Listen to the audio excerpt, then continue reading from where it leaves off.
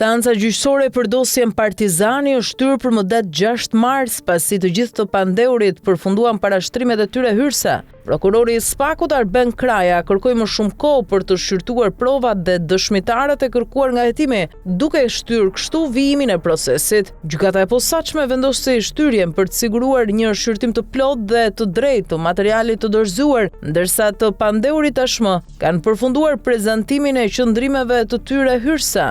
Në dosjen Partizani bëjnë pjesë ish-kryeministri Sali Berisha, dhëndri i tij Amarbër Maltezi, Fatmir Bektashi, biznesmen, Xhimi Begeja, trashëgimtari i tokës dhe bashkëpronari i kompanisë Homplan, si edhe Andja Pustina, financiere. Gjykata e Tiranës ka lënë të lirë të gjithë protestuesit e arrestuar gjatë protestës së 20 shkurtit, ku dyshohej se kishin hedhur molotov dhe fishek zjarr ndaj policisë. 17 prej tyre morën masën e detyrim paraqitje për fshirë 3 fmitur, ndërsa një tjetër u lirua për shkak të problemeve të shëndetit mendor. Incidentet më të shumta ndodhen pranë kuvendit, ku policia përdori gaz lotësiellës dhe topa ujë, ndërsa disa protestues pretenduan se u goditën me shkopinj gome. Opozita e kritikoi reagimin e policisë si dhunë disproporcionale. Megjithatë, pamjet e shpërndara në rrjetet sociale tregojnë protestuesit duke brohuritur Ramaik edhe gjatë paraqitjes së tyre në gjykatë për të njohur me masat e sigurisë. Gjykata e posaçme kundër korrupsionit dhe krimit të organizuar shpalli fajtor Gentian Hoxhallin për korrupsion, lidhur me përfitime të paligjshme gjatë ushtrimit të detyrës si funksionar publik. Vendimi u dha ditën e sotme, fillimisht ai u dënua me 3 vite burg, por për shkak të gjykimit të shkurtuar, dënimi i ul në 2 vite. Megjithatë, Hoxhalli nuk do të vuajë dënim me burg, pasi gjykata vendosi pezullimin e tij dhe vendosje në provë për 4 vite. Gjatë kësaj periudhe ai duhet paraqitet rregullisht pranë shërbimit të provës dhe të mos kryejë vepra të tjera penale. Po ashtu atij hiqet e drejta për të ushtruar funksione publike për 5 vite. Gjykata urdhëroi lirimin e menjëhershëm të tij dhe kthimin e 2 telefonëve celular dhe një automjeti tip Audi A6, ndërsa shpenzimet e procesit do të mbulohen nga vetë ai. Një 35 vjeçar i shpallur në kërkim ndërkombëtar është arrestuar në Shkodër në kuadër të operacionit policor të koduar Operacionalia 84. I arrestuari me iniciale ID ishte shpallur në kërkim nga Interpol Roma pas një urdhri arresti të lëshuar nga gjykata e Milanos. Ai akuzohet për trafikim të lëndëve narkotike dhe pjesëmarrje në organizatë kriminale, sipas kodit penal italian. Arrestimi u realizua nga Drejtoria e Forcës së Posaçme Operacionale në bashkëpunim me DVP-n Shkodër, pas informacioneve të siguruara në rrugë operative.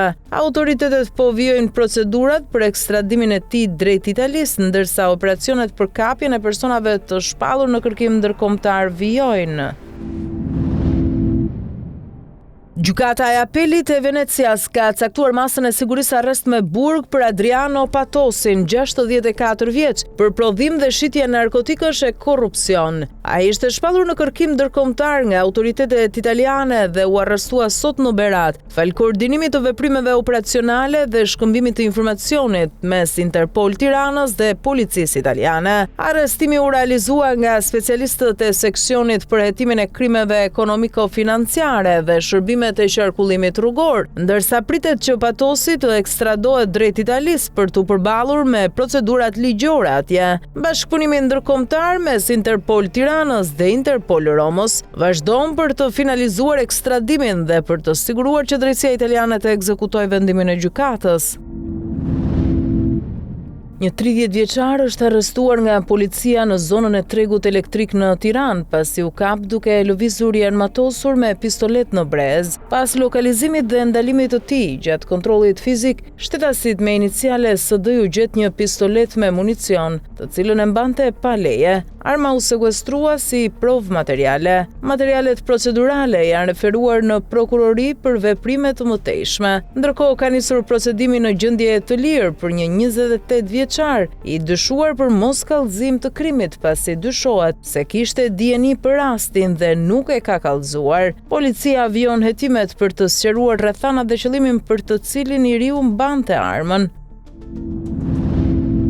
Policia e Shkodrës ka finalizuar operacionin e koduar ndër Mollasi 2 duke zbuluar një arsenal armësh dhe municioni, si edhe rreth 25.2 kg lëndë narkotike kanabis sativa në fshatin Ura e Shtrenjtë. Gjatë kontrollit në banesën e shtetasit me iniciale RM, 29 vjeç u sekuestrua 11 armë zjarri, 5506 fishek, 7 krër armësh automatik, 6 krër pushkësh dhe 35 metra fitil detonator, si edhe 2 paltarga huaja nga Gjermania e Austria. Pas hetimeve, janë arrestuar edhe 2 persona të tjerë, një 29 vjeçar dhe një 31 vjeçar, të 2 banues në të njëjtin fshat, të dyshuar si posedues dhe bashkëpunëtor. Materialet procedurale janë referuar prokurorisë së Shkodrës, ndërsa hetimet vijojnë për dokumentimin e plotë të veprimtarisë kriminale dhe identifikimin e personave të tjerë të përfshirë.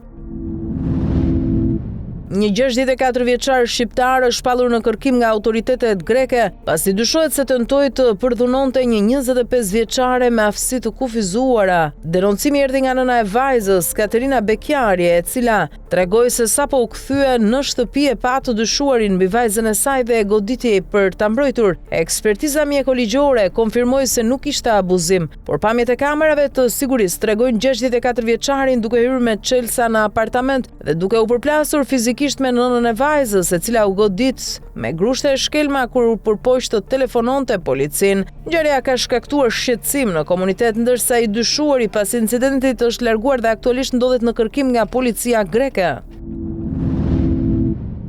Ish zëvendës kryeministri i parë i Maqedonisë së Veriut, Artan Grubi, është arrestuar mëngjesin e sotëm në pikën kufitare Blac me Kosovën. Ai u paraqit rreth orës 6:10 minuta dhe menjëherë u privua nga liria duke u dërguar në mbajtje për procedura të mëtejshme. Autoritetet nuk dhanë detaje shtesë mbi fazën aktuale të procedimit penal. Grubi është i përfshirë në një hetim për keqpërdorim të pozitës zyrtare, korrupsion dhe shkelje të procedurave të prokurimit publik, lidhur me funksionimin dhe kontratat e lotarisë shtetërore të Maqedonisë së Veriut. Hetimet lidhen me vendime e kontrata që dyshohet se shkaktuan dëme financiare mbi 500 milion denar ose mbi 8 milion euro duke favorizuar subjekte të caktuara ekonomike. Gjykata paraprakisht kishte caktuar mas paraburgimin ndaj tij, ndërsa Grubi ishte shpallur në kërkim për shkak të mosparaqitjes para organeve të drejtësisë dhe ndodhej prej një viti në arrati.